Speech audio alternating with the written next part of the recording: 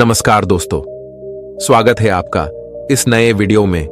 तो आज की वीडियो कहती है कि हमें असफलता का डर इतना सताता क्यों है, हमें कुछ शुरू करने से पहले घबराहट क्यों नहीं लगती है और हम असफलता के डर से कैसे मुक्त हो सकते हैं। जवान लड़के के सवालों का जवाब देने की बजाय जेन मास्टर ने उसे टाल दिया। एक दिन जैन मास्टर कहीं जा रहे थे, तभी रास्ते में उन्हें एक जवान लड़के ने रोक लिया।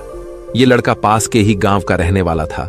लड़के ने जैन मास्टर से कहा, मैं बचपन से होशियार हूं, सारे काम अच्छे से करते आया हूं, लेकिन अब जब मैं जवान हो गया हूं, मुझ पर थोड़ी जिम्मेदारी है। अब जब परीक्षा के लिए पढ़ने बैठता हूं तो मुझे असफलता का डर सता रहा है। अब परीक्षा पास आने लगी है तो मुझसे पढ़ाई नहीं हो पा रही और मुझे कुछ समझ नहीं आता, इसलिए मैं आपके पास आया हूं। जैन मास्टर ने शांति से लड़के की सारी बातें सुनी और कहा, ठीक है, मैं तुम्हें एक गुफा दिखाने ले चलूंगा जहां तुम्हारे सारे सवालों के जवाब मिल जाएंगे। अगले दिन लड़का जैन मास्टर से मिलने आया और जैन मास्टर उसे कुछ दूर एक प्राचीन गुफा में ले गए। जैन मास्टर ने कहा, हम कुछ देर यहां बैठकर ध्यान करते हैं, फिर मैं तुम्हारे सवालों के जवाब दूंगा। लड़का आंखें बंद करके बैठ गया। तभी जैन मास्टर चुपके से गुफा से बाहर निकल आए और गुफा के अंदर आने वाले एकमात्र रास्ते को पत्थरों और लकड़ियों से बंद कर दिया। जैन मास्टर के अचानक गायब होने पर लड़का घबरा गया। उसने पुकार लगाई लेकिन किसी ने जवाब नहीं दिया, तो लड़का घबराकर गुफा के द्वार की तरफ भागा। जैसे ही वो गुफा के प्रवेश द्वार पर पहुंचा तो हैरान रह गया, ये क्या, यहां तो किसी ने गुफा को बाहर से बंद कर दिया है। अब मैं यहां से बाहर कैसे निकलूंगा। लड़का उस अंधेरी गुफा में फंसकर काफी भयभीत और परेशान हो गया। लड़का अंधेरी गुफा में भटककर बाहर आने का रास्ता खोजने लगा। वो गुफा में कुछ देर तक इधर उधर भटकता रहा, लेकिन उसे कोई रास्ता नहीं मिला।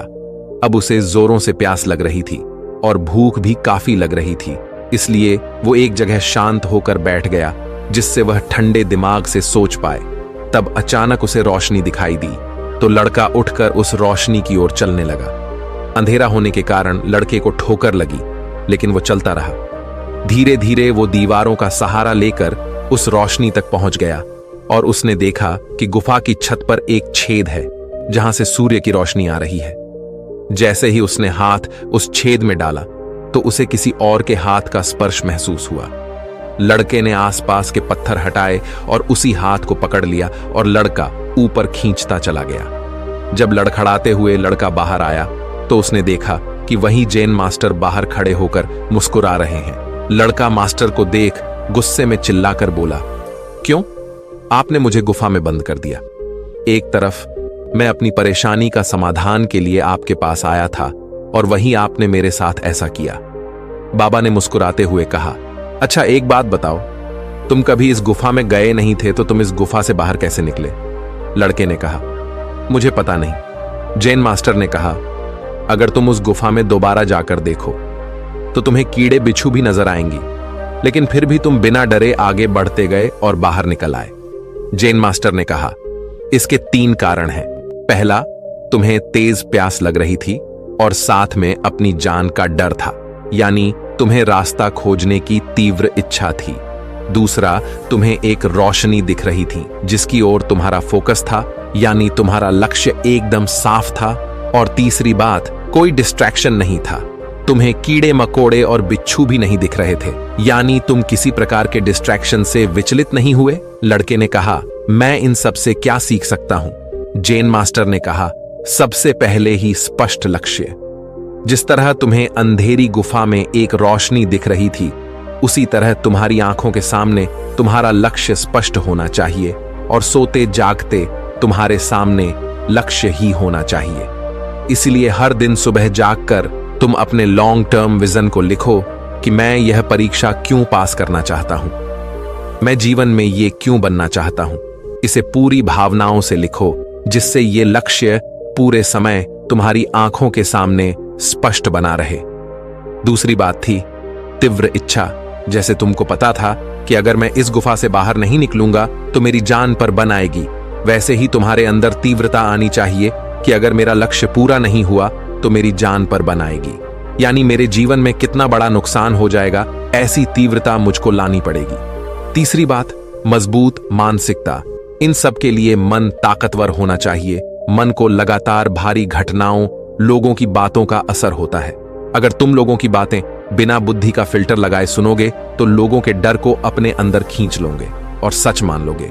कोई कहता है ये काम कठिन है, कोई कहता है ये हो ही नहीं सकता। असल में हर कोई अपनी डर की कहानी सुना रहा है, लेकिन यह मन है जो दूसरों से तुलना करना नहीं छोड़ता, क्योंकि मन तुलना करके ही सीखता है। इसलिए तुम हमेशा अपनी तुलना पिछले दिन से करो। हर दिन खुद से पूछो, आज मैंने क्या बेहतर किया और कल मैं क्या बेहतर कर सकता हूं। जब तुम खुद से इस तरह पूछोगे कि कल मैं क्या बेहतर कर सकता हूं, ऐसा करने से तुम आज की गलती को सकारात्मक रूप से देखने लगोगे और धीरे धीरे तुम्हारी कमजोरी तुम्हारी ताकत में बदल जाएगी और इससे मजबूत मानसिकता पैदा होगा। तुम्हें बाहर तुलना करने की जरूरत नहीं पड़ेगी। आखिरी बात, तुम्हें हर दिन लक्ष्य के बारे में सकारात्मक विचार सोचते सोचते सोना है और सुबह उठकर भी लॉन्ग टर्म विजन के बारे में सोचना है। ऐसा करने से यह लक्ष्य तुम्हारे अंतर्मन में बस जाएगा।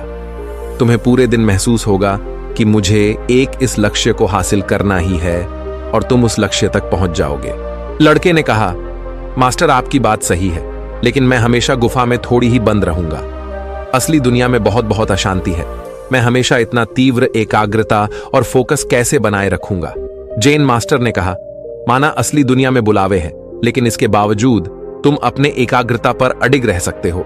बड़े बड़े लोगों ने ऐसे ही लक्ष्य हासिल किया है। तुम एक युवराज की कहानी सुनो। एक सम्राट ने महामंत्री को अपनी चिंता बताई। मंत्री जी, मुझे ऐसा लगता है कि युवराज चतुराई में थोड़ा धीमा है। तीरंदाजी हो या घुड़सवारी या तलवार चलाना, जिन कलाओं को मैंने 12 साल की उम्र में ही सीख ली थी, उन कलाओं को ये नौजवान 16 साल में भी नहीं सीख पाया है। मुझे यही चिंता होती है कि मेरे बाद ये कैसे इतने बड़े राज्य को संभालेगा। मंत्री ने कहा, सम्राट, मैं युवराज को कल ही अपने गुरु के पास ले जाता हूं। अगले दिन महामंत्री युवराज के साथ आश्रम पहुंचे। आश्रम पहुंचते ही महामंत्री ने बाबा को राजा की व्यथा से भरा पत्र पर सुनाया। बाबा ने कहा, मंत्री जी, युवराज को बुलाइए। जब युवराज सामने आया तो बाबा उसे गौर से देखने लगे। युवराज एक जगह खड़ा तो था, लेकिन उसकी आंखें स्थिर नहीं थीं। पता चल रहा था कि युवराज लगातार कुछ सोच रहा है। बाबा ने युवराज से कहा, तुम क्या सीखना चाहते हो? युवराज ने कहा, बाबा, मुझ पर मेहनत करके कोई फायदा नहीं, मुझे कुछ याद नहीं रहता। बाबा ने मंत्री से कहा, आप युवराज को यहीं छोड़ जाइए। कुछ देर सन्यासी बाबा दूसरे शिष्यों से बात करते रहे, फिर अचानक बोले, युवराज, तुम्हें एक काम करना है। ये तेल से भरी हुई कटोरी है, तुम्हें इसे अपने हाथ में लेकर पूरे गांव का चक्कर लगाना है। युवराज ने मन में सोचा, चलो आसान काम है, इसमें कुछ दिमाग नहीं लगाना पड़ेगा। तभी अचानक बाबा ने कहा, युवराज, बस केवल एक शर्त है, तुम्हारे पीछे एक सिपाही तलवार लेकर चलेगा।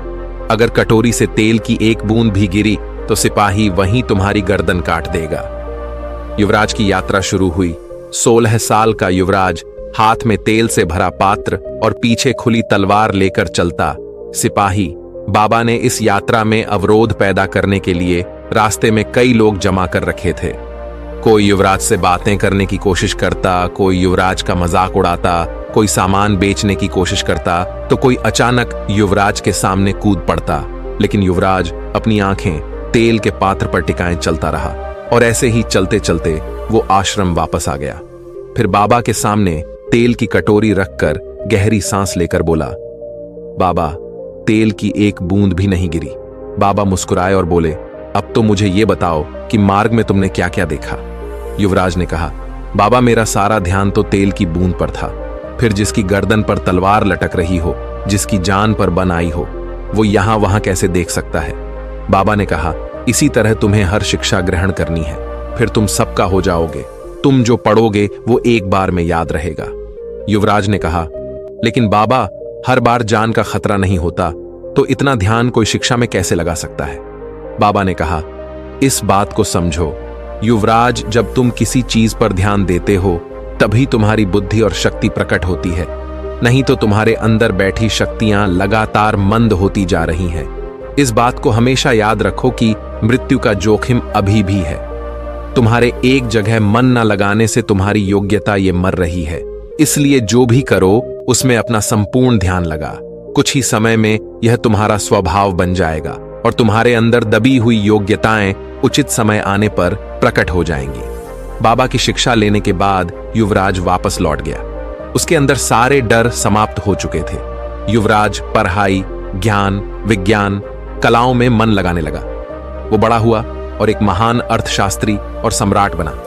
दोस्तों, उपनिषदों का घोष है कि आप वही है जो आपकी गहरी इच्छा है।